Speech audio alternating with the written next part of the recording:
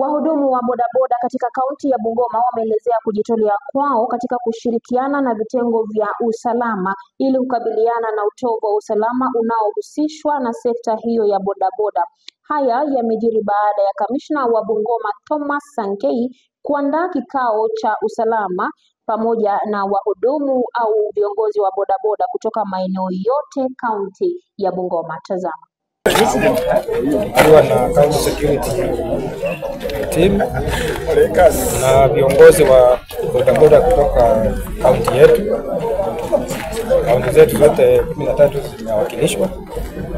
Tulikuwa mkutano leo kuweza kujadiliana mambo ya usalama katika kaunti yetu, tukitambua ya kwamba bodaboda ni sekta moja muhimu sana katika mambo ya kudumisha usalama. Tunawatambua na tumejadiliana mengi na hawa. Tumewarudisha mashinani waende wakashirikiane na wale viongozi wengine wa huko wa polisi na ngao, na tumeafikiana vile tutaendelea mbele kushirikiana mambo ya usalama. Mimi naitwa Alex Chuma Kisuya, nikiwa mwenyekiti wa bodaboda Bungoma County, pia nikisimamia katika eneo letu ya Western Region.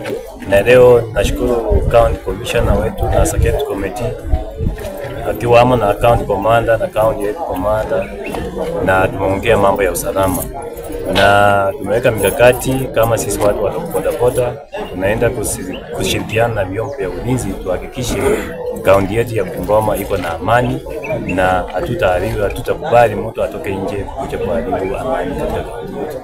Hasa sisi kama watu wa bodaboda tumekubaliana tutakuwa watu wa kwanza, kama kuna jambo mahali, kama kuna mwisi mahali, tutakuwa wale wa kwanza kupeana information kwa vitengo ya ulinzi kuhakikisha tumekabiliana na uhalifu katika hii kaunti.